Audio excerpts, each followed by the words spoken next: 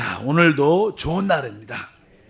제 성경의 일관적인 주된 내용 중에 하나는 바로 하나님과 이 믿는 우리가 하나 되는 그러한 과정을 사실 설명합니다. 보통 구약의 성경은 이 하나님과 믿는 자들이 연합된다는 그런 내용의 실제적인 내용은 있지 않죠.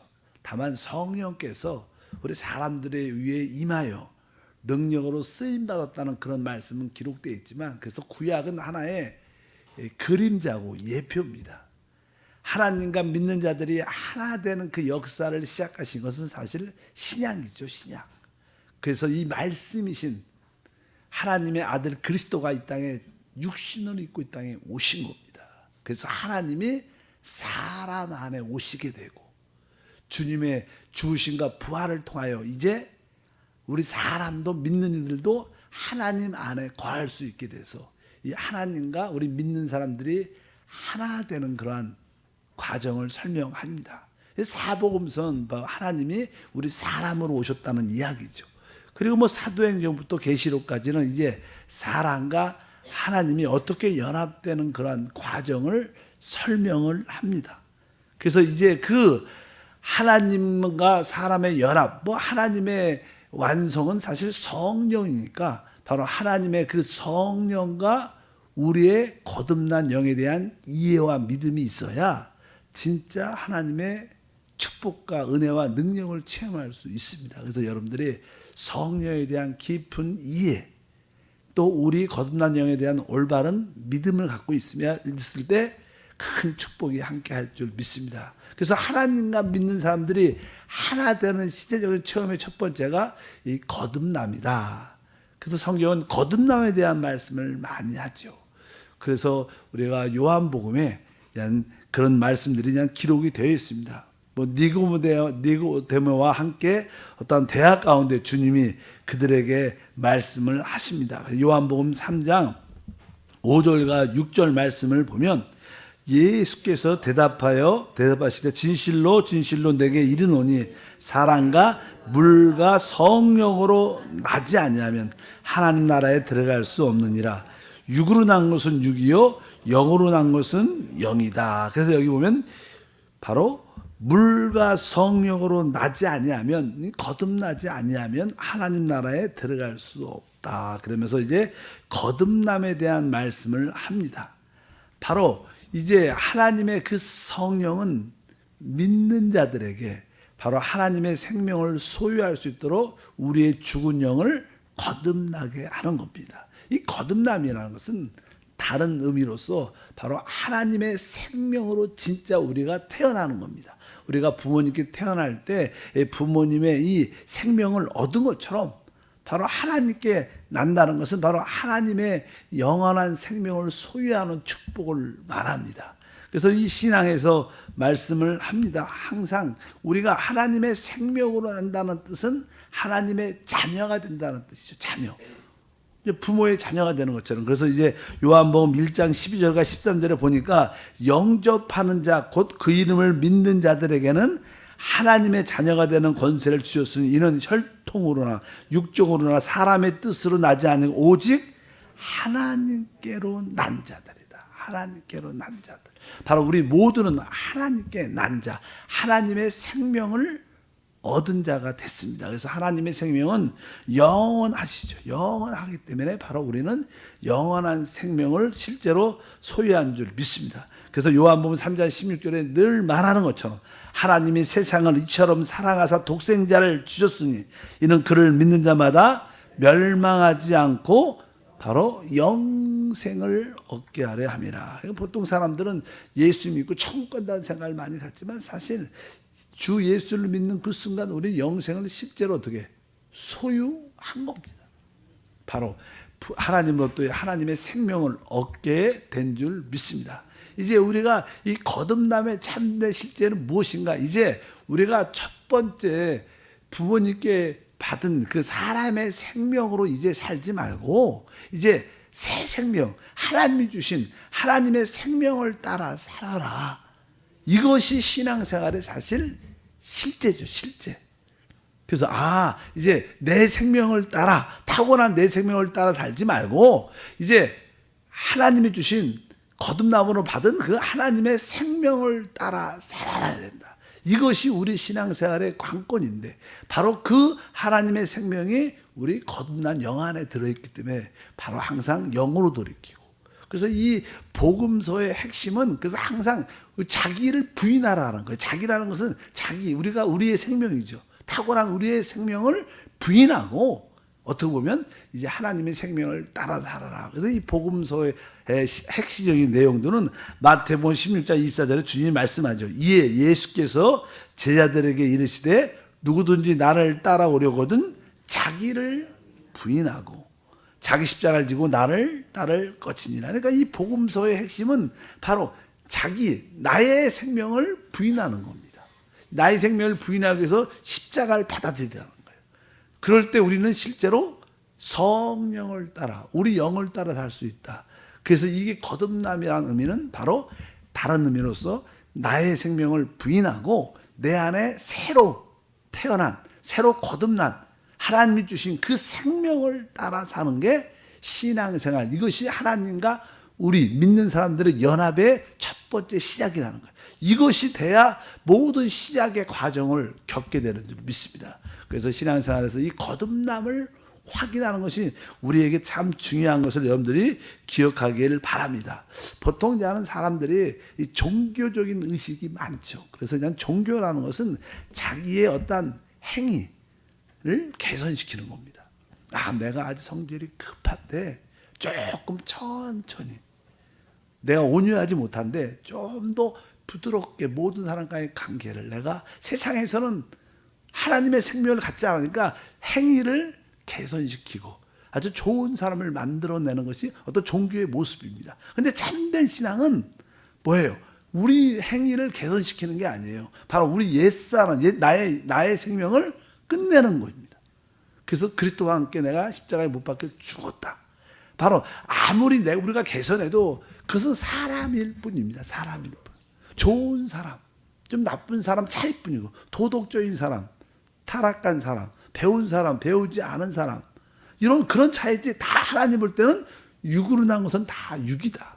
오직 성령으로 난 것만 영이다. 이렇게 말씀해서 거듭남에 대한 기본적인 이해, 나의 행위를 개선시키는 것이 아니라 바로 나의 생명을 부인하고 거절하고 내 안에 오신 그 하나님의 생명을 따라 사는 게 하나님과 우리와의 연합의 첫 번째 시작이다. 그래서 그런 인식을 갖고 여러분들이 늘 주님을 따르길 주의 축복합니다. 그래서 갈라디아서 2장 20절에 이제는 내가 사는 것이 아니요 오직 내 안에 그리스도께서 사시는 것이다. 그래서 이 갈라디아에서의 성경에 보면 이제 갈라디아 교회가 처음에는 성령을 따라 살다가 성령을 받고 성령 충만하다가 자꾸만 종교적인 가르침을 자꾸만 받다 보니까 이제 이 종교적인 자기를 개선시키려는 행위로 하나님을 기쁘게 하려는, 우리는 우리의 행위로 하나님을 기쁘게 할 수 있지 않습니다. 우리는 믿음으로 하나님을 기쁘게 하는 거예요. 그렇기 때문에 바로 믿음으로 산다는 것은 성령을 따라 산다는 뜻입니다. 은혜로 산다는 뜻인 줄 믿습니다. 그래서 이 갈라디아 교회 성도들을 향해서 바울이 강하게 말씀하는데 3장 1절 말씀을 읽어보니까 어리석도다 갈라디아 사람들아, 예수 그리스도께서 십자가에 못 박힌 것이 너희 눈앞에 발빛 보이거든 누가 너희를 깨도냐. 그러니까 하나님의 그 모든 역사의 중심은 십자가인데 십자가의 행심은 뭐냐면 바로 우리의 옛사람에 대한 모든 문제를 끝내는 겁니다. 나의 생명에 대한 모든 문제를 끝내는 게 십자가의 역사예요. 그럴 때 부활의 역사가 나타나기 때문에 바로 갈라디아 성도들이 율법을 그들이 지킴으로 구원을 받으려는, 자기의 행위로 구원을 받으려는 그런 모습이 있었기 때문에 바로 다시 한번 십자가의 그 하나님의 역사의 중심을 그들에게 확인시켜주는, 항상 여러분 마음속에 내가 행위로 말미암아 하나님을 기쁘시게 할 수 있지 않구나.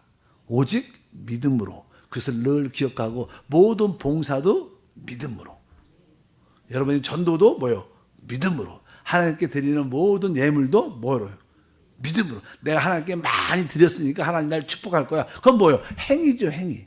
내가 하나님의 은혜에 너무나 감사해서 하나님께 드릴 때 그것은 바로 하나님의 넘치는 역사가 나타나는 겁니다. 항상 모든 것을 믿음으로 하는 것이 중요하다. 이것이 첫 번째 하나님과 믿는 사람들과의 하나 되는 과정의 첫 번째고, 두 번째, 이제 하나님과의 연합의 두 번째 과정은 우리를 거룩하게 하는 겁니다. 거룩하게. 거듭나게 한 다음에 우리를 거룩하게 만드는 일을 바로 우리 안에 오신 성령이 하셔요. 성령 자체가 거룩한 영이라는 단어입니다.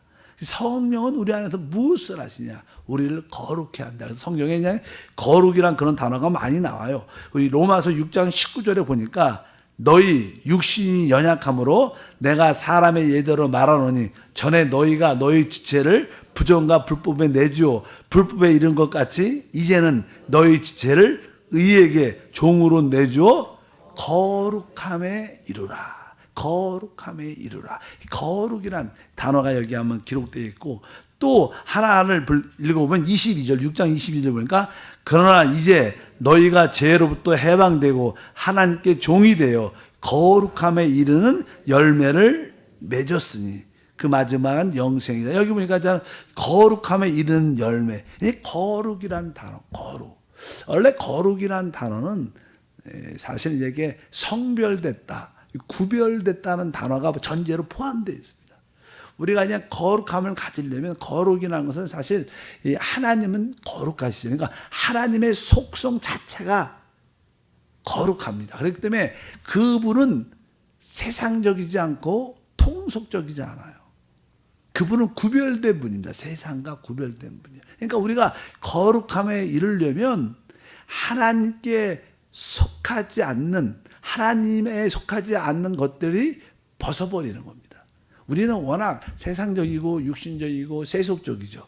세상 것을 많이 갖고 있어요. 그냥 이런 것들과 하나님과 상관이 없으니까 이제 우리가 이러한 하나님께 속하지 않는 요소를 우리가 많이 갖고 있는데 이것으로부터 우리가 구별되는 거예요.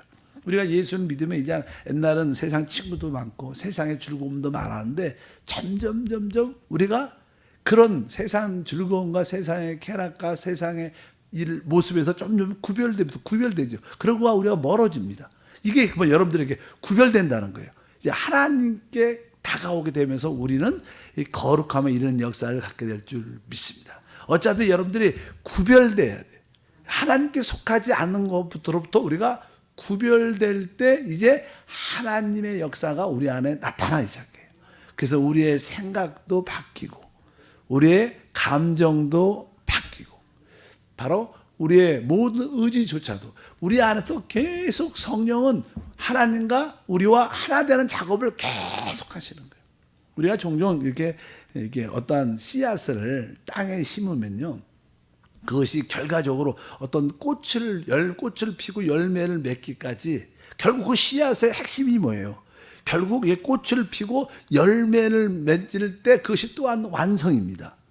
그런데 그런 것이 이 씨를 뿌릴 때 금방 보이지 않아요. 아주 천천히 땅에서 껍질이 깨지고 뿌리를 내리고 잘 안 보이죠. 그 다음에 어느 정도 이제 땅에서 이제 순이 이렇게 올라오면서 이렇게 생명이 자라면서 뭐 가지나 여러 가지 잎을 내고 그 다음에 꽃을 피고 이렇게 하면서 열매를 맺게 되는데 그런 과정이 아주 생명의 역사는 아주 천천히 이루어져요.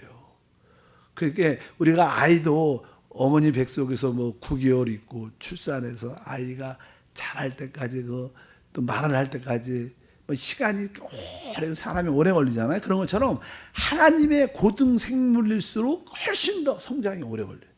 그러니까 이 하나님의 생명, 하나님과 우리가 하나님의 아들로 똑같이 될 때 그 작업이 일어나는데 그것이 뭐 하루아침에 되는 그런 문제가 아니에요. 계속 우리 안에서 그 작업이 하나님은 하셔요. 우리는 뭐 너무 세상적인 또 아니면 인간적인 관점으로 막 살기 때문에 그런 의식이 못하지만 하나님은 어쨌든 여러분 안에 믿는 이들 안에 계속 성령이 그 작업을 여러분 안에 하고 계십니다. 믿으시면 아멘. 결국 그 영적인 DNA대로 될 거예요, 여러분. 여러분들이 그것을 이해하든 이해하지 못하든 점점점 하나님의 역사는 우리 가운데 이루어진 줄 믿습니다. 그런 과정에 여러분들이 세상에 속한 것들과 구별되면서 여러분들 안에 하나님의 속한 역사가 하나님의 것이 나 안에 계속 내 안에 주입되면서 내 안에 나타나는 그런 역사가 우리 가운데 함께할 줄 믿습니다. 이것이 바로 분별되고 우리가 거룩해지는 역사를 말씀합니다. 그분이 바로 우리 안에서 그것을 이루는데 그것이 바로 우리 안에 있는 하나님의 생명으로 나타나는 것이다. 그래서 여러분들이 점점점 거룩하게 될 때, 구별될 때 이제 여러분의 생각이 바뀝니다. 여러분 생각도 이제 옛날 생각하고 많이 바뀌어요. 여러분의 감정도 많이 바뀌는 그런 은혜와 축복이 함께할 줄 믿습니다. 그럴 때 하나님의 성품과 아주 생명을 나타내는 그런 모습을 갖게 되는데, 이제 세 번째는 이제 여러분들이 거룩하게 된 다음에, 이렇게 거룩하게 된 다음에 우리는 이제 새롭게 된다는 표현이 성경에 많아. 새롭게 된다. 한번 따라할까요? 새롭게 된다.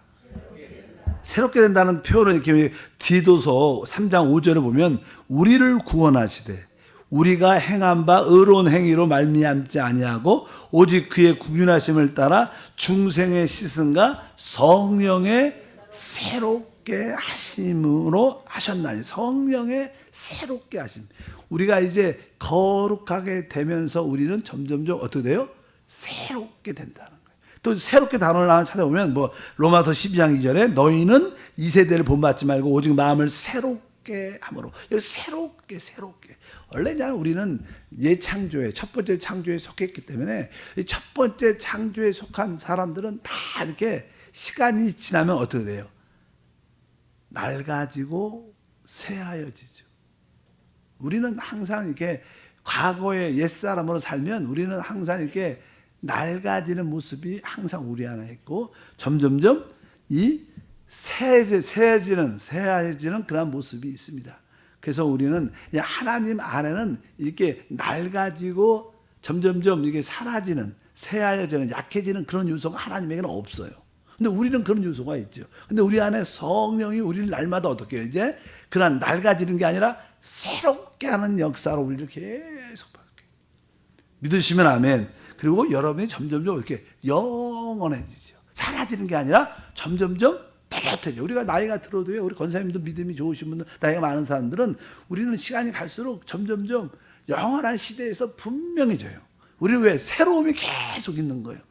세상 사람들은 두려움을 갖고 있죠. 죽음에 대한. 그러나 우리는 그렇지 않습니다. 세상 사람들은 항상 낡아지고 새하지만 우리는 뭐예요? 새롭고 영원함이 우리 안에 작업이 계속 일어나는 줄 믿습니다. 그래서 여러분들이 항상 하나님이 여러분을 새롭게 하기 위해서 종종 우리 안에 어떠한 징계 같은 모습이 있고 환경에 어려운 모습도 나타날 때가 있어요. 여러분들이 어떠한 징계를 받을 때 또 어떠한 환경의 어려움을 받을 때 여러분들은 어떻게 다시 사람이 바뀌죠.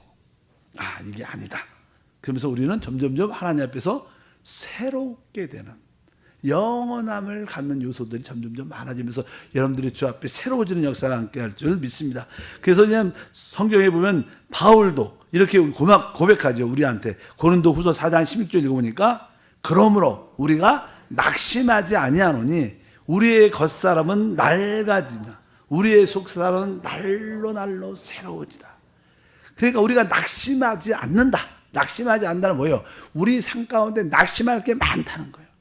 애들 때문에 낙심하고 남편 때문에 낙심하고 또 이렇게 건강 때문에 몸이 아파서 또 종종 물질 때문에 직장 때문에 어려움 때문에 낙심할 요소가 많지만 우리는 이제 그런 낙심, 환경적인 어려움이 다가와서 우리를 낙심시키려고 하지만 우리는 뭐예요? 그리스도 안에서 새로워진다. 이러한 낡고 낙심될 요소를 가지고 내가 여기서 자전하는 게 아니라 이런 가정을 통해서 환경을 통해서 내가 더 하나님 앞에서 새로워지는 그런 역사가 함께 할 줄 믿습니다. 그래서 예수를 잘 믿는 사람들은 그분을 만나면 항상 새로워, 신선해. 항상 만나도 아주 또 보고 싶고 그런 사람 되길 바랍니다. 어떤 분들은 만나면 맨날 옛날 얘기만 해. 그러니까 만나면 됐어. 내가 그만 듣고 싶어. 또 시작해. 왜? 낡은 얘기. 왜? 성령의 역사가 일어나죠. 그러니까 여러분이 성령으로 충만하면 어떻게 돼요? 항상 새로워져요. 여러분 안에 그 새로움이 있는 줄 믿습니다. 제가 여러분 얼굴 봐도 새로운 것 같아요. 이게 뭐 아침에 이렇게 화장은 약하게 안 할지라도 어차피 여러분 안에 새로운 빛이, 영광의 빛이 여러분 가운데 충만한 줄 믿습니다. 그럴 때 우리 항상 그 새로움으로 살아야 돼요. 새로움. 그래서 뒤에 보면요, 로마서 6장 4절 말씀 읽어봐도, 그러므로 우리가 그의 죽으심과 빼어 침례를 받음으로 그와 함께 장사되었나니 이는 아버지의 영광으로 말미암아 그리스도를 죽은 자 가운데 살리신과 같이 우리로 또한 어떻게 해요? 새 생명 가운데 행하게 하렵니다. 우리는 항상 우리 안에 계신 그 성령은 계속 우리를 새롭게 하고 영원함에 이르는 역사를 계속, 왜? 그분은 결국 우리를 하나님의 아들과 영광의 아들로 우리를 꼭 만들어내. 그 작업이 우리 안에 계속 우리 안에서 일어나고 있습니다. 여러분들 그것을 믿으시기를 바랍니다. 그래서 그 다음에는 뭐예요? 새롭게 하는구나. 처음에 뭐예요? 기억해 보세요. 거듭나는 역사가 우리 안에 시작돼서 우리를 거룩하게, 분별되고 거룩하게 하는 작업이 일어나고, 이제 그럴 때마다 우리는 어떻게 새롭게 계속 새로운 역사, 낡아지는 모습이 없길 바랍니다. 옛 모습은 없고 새로운 모습이 우리 안에 있게 되길 바랍니다. 이렇게 그냥 우리가 이렇게 새롭게 될 때 우리는 소위 말하는 진짜 변화가 일어나. 그래서 그냥 변화에 대한 말을 쭉 기록해 줘. 그래서 나는 고린도후서 3장 18절 읽어보니까, 우리가 다 수건을 벗은 얼굴로 거울을 보는 것 같이 주의 영광을 보매 그와 같은 형상으로 변화하여.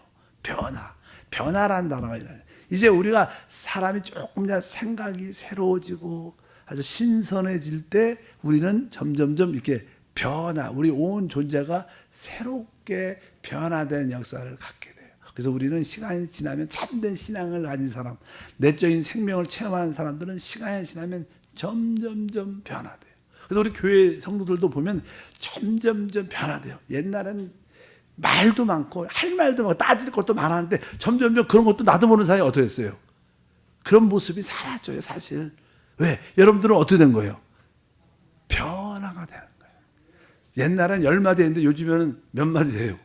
한 5마디로 줄었고, 요새는 2마디. 별로 그냥 좀 이렇게 안 좋은 걸 봐도 옛날에는 막 따지고 싶은 마음도 그런 생각도 그냥 별로 없어졌어. 왜? 우린 진짜 뭐예요?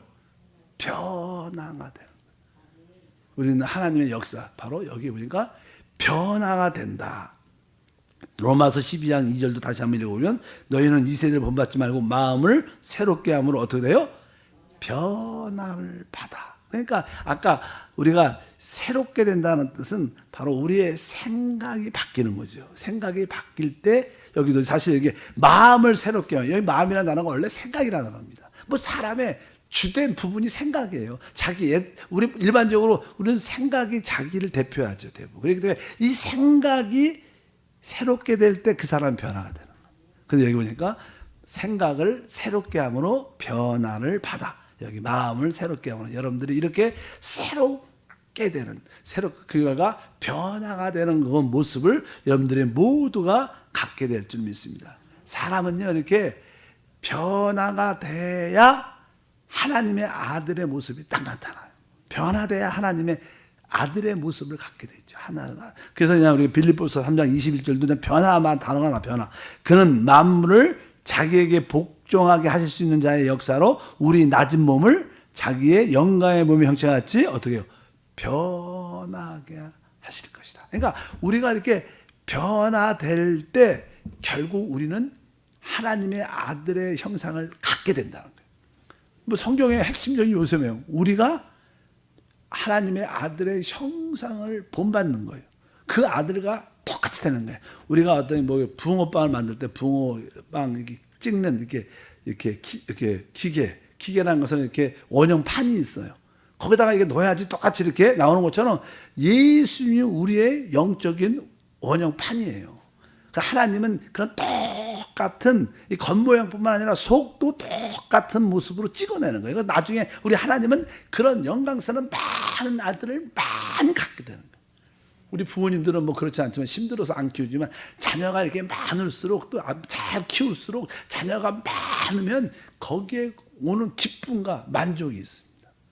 믿으시면 아멘. 여러분들이 명절에 딱 모였는데 뭐 여러분 부모님하고 자식 하나하고 딱 셋이 또 자식이 결혼해갖고 그 네 사람만 딱 모였다 그러면 얼마나 썰렁해요. 근데 그냥 명절 추석 설날 딱 모였는데 막 30명씩 쫙 모였으면 그 부모님의 마음은요 진짜 행복하고 흐뭇합니다. 마지막 또 우리 하나님도 하나님의 많은 아들로 충만함을 가지실 겁니다. 그것이 하나님의 뜻인 것처럼 바로 우리가 그렇게 하나님의 아들의 형상을 갖기 위해서 우리는 변화, 우리 모두가 점점점 하나님의 아들로 어떻게 됐어요? 변화됐다. 첫 번째 거듭남, 그 다음에 거룩해 되고 새롭게 될 때 우리가 어떻게 돼요? 변화라는 가정. 그러니까 이 네 가지가 있을 때 우리는 바로 무엇이 되니까 아들의 형상을 본받게 되죠. 아들의 형상을 갖게 될 때 그 사람은 영광이라는 것을 갖게 돼요. 영광. 하나님은 영광의 꽃이 쫙 피는 거예요. 지금은 우리 안에 여러분들은 다 하나님의 씨앗입니다. 하나님은 여러분을 심은 거예요. 왜? 하나님의 아들로 만들기 위해서. 아예 가라지도 있죠. 아예 세상 사람들은 하나님이 같이 보지도 않습니다. 여러분들은 하나님이 진짜 좋은 씨죠. 그래서 잘 심어갖고 여러분들 어떻게 잘 자라고 있는 줄 믿습니다. 종종 우리가 내적으로 문제가 있을 때 이렇게 자라는 속도가 문제가 있죠.